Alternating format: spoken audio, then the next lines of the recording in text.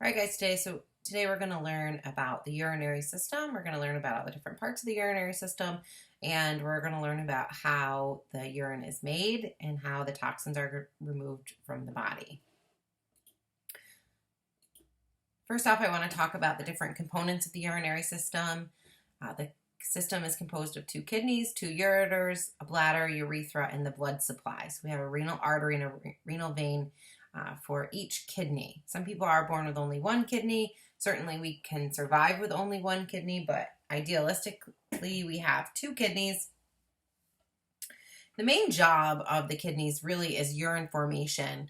All the other parts are responsible for eliminating the urine. So the kidneys are actually the piece that do the major function of the renal system, and then the ureters, bladder, and urethra actually just hold the urine and help the urine to be excreted from the body. Here's a little picture that shows you the system. So we have two small kidneys here, each one on the left, one on the right. Here you can see the main abdominal aorta in the middle, and you can see the inferior vena cava here that runs alongside of it. So the kidneys are actually one of the very first major organs that get blood supply off of the aorta. They get about 25% of cardiac output, so that's a pretty huge amount of cardiac output. It's really important that the kidneys get this blood because the role of the kidneys actually is to filter the blood and get rid of the waste products that we no longer need and turn it into urine so it can be excreted from our body. So here are two kidneys, two ureters go down to one bladder and one urethra. So as I just mentioned, the main function of the kidney is removal of waste products. Basically what happens inside of our body, and we talked a little bit about this in Cells and Tissues, is that body cells produce waste products, things like urea, creatinine, ammonia, and all of these at some point accumulate in our body. Well, the job of the kidneys is to stop them from accumulating to toxic levels. Kidneys also do some other things on top of that one kind of big main function. They do all sorts of regulation. So regulation of blood volume, regulation of electrolyte content, regulation of acid-base balance of the blood, and regulation of all of these as well in the tissue fluid. So the kidneys have the ability to excrete water and regulate blood volume that way, or to retain water. They have the ability to get rid of extra things like potassium, sodium, glucose if we need them to. It also regulates acid-base balance. So the normal pH of blood is 7.35 to 7.45. And so the kidneys actually play a vital role in that acid-base balance because they can actually excrete or conserve hydrogen ions, which are acid, and or bicarbonate ions, which are basic. So it has the role of doing both acid and base type functions.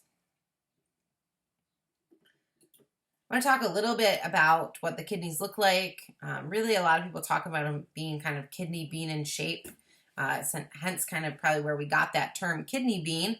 They're almost that same kind of dark red, purplish color. They are located in the upper abdominal cavity on either side of the vertebral column.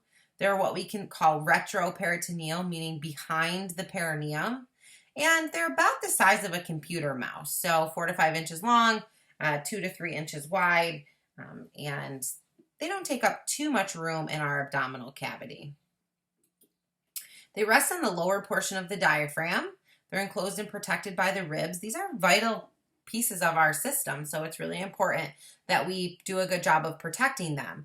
So they are kind of protected by those last few ribs. They have a nice cushion of adipose tissue to protect and cushion them as well, and they're really embedded into all of the fascia that kind of surrounds them. The hilus or the hilus is the indentation on the medial side of the kidney, kind of that inner little circular part of the kidney. And this is where the renal artery enters and the renal vein and ureter exit. And you should be able to see that nicely here on this picture. You can see where those ureters are coming out here and where the renal vein and renal artery are going in there. This picture is also showing you how those kidneys are protected by those last couple of ribs. They're kind of what we consider floating ribs, but they still do a nice job of protecting the ribs from kind of what we might consider blunt trauma. Let's talk a little bit about the internal structure of the kidney. There are three main areas of the kidney: the renal cortex, the renal medulla, and the renal pelvis. The renal cortex is the lateral, or the kind of the most outside region. It's really just a small kind of area. The middle of the kidney, the renal medulla, is the center of the kidney, still that kind of dense reddish tissue. And then the innermost layer, really what it is a cavity, is called the renal pelvis. So it's here where you see that arrow coming, and that's also the hilus, or the hilus of the kidney, where the ureters come out and the renal artery and renal vein go in. So let's talk a little bit about each layer individually. So here's the renal cortex again. It's really the outer layer of the kidney. It's kind of reddish in color. It's very smooth. It's the location of the renal corpuscles and the convoluted tubules, which are part of the nephron. We're going to talk about the nephron coming up and how important the nephron is, and it's really kind of the main functioning unit of the kidney.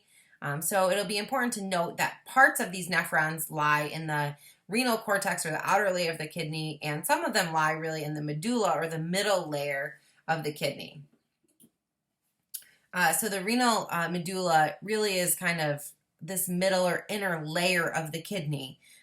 Some people talk about it being 3 layers or 2 layers plus a cavity, but really it's this kind of the main part of the kidney. You can see those kind of striated stripes there. Those are what we call the renal pyramids.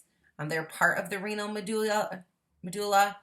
Also, the renal medulla is a place where the loop of Henle and the collecting tubules, which are also part of the nephron, are located.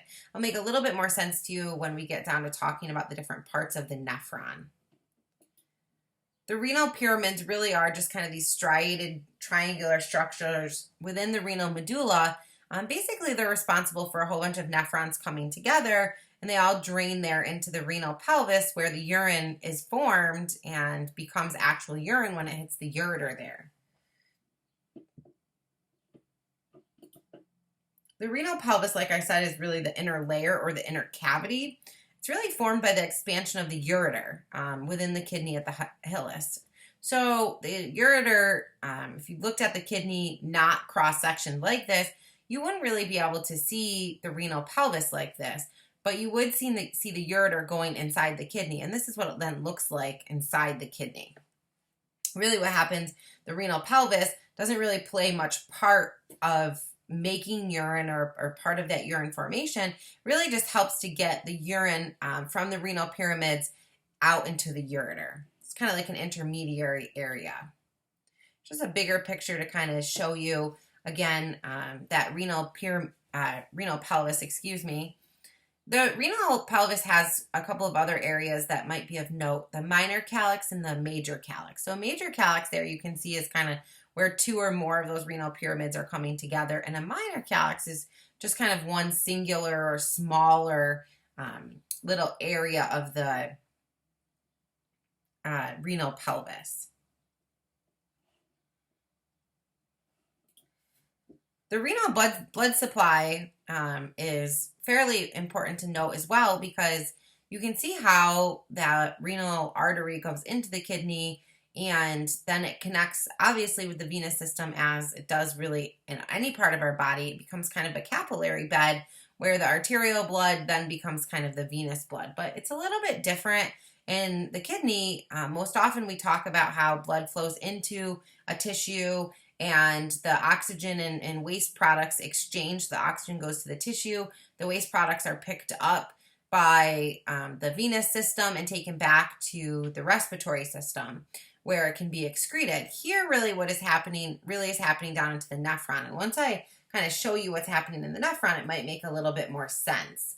So basically the renal artery just kind of keeps breaking down and getting smaller and smaller until it becomes this kind of capillary bed, where it's actually wrapped around the nephron. So this is kind of the first time you're seeing that nephron, or that functioning part of the kidney. But it's important to note here where this capillary bed kind of arises. So you can see here, you can see these nice little black arrows, and they're showing you the blood flow in, okay, into the nephron. It kind of comes out of the nephron, and then it's really intertwined around those what we call convoluted tubules. And then eventually it becomes the venous system, and the blood goes back up to the heart and is pumped back to the lungs. Now, again, remember what happens here isn't necessarily that exchange of oxygen waste products. What happens here, we're going to get into more detail in a little bit. You can see how vascular the kidneys are just by this one picture here on the left. It's basically the vascular part of the kidney without the dense tissue surrounding it. So it can really show you how many capillary beds there are in the kidney. There's about 1 million nephrons in each kidney. So they're very, very microscopic pieces of the kidney, and they are the main functioning unit that does most of the work inside the kidney. So I just kind of mentioned this slide here, so we'll just kind of skip over that part. Really want to get into talking about the nephron and the different parts of the nephron, and we really have to work our way through this kind of on a slow, steady pace, learning the different parts and what they do, most importantly, and what role they play in urine formation.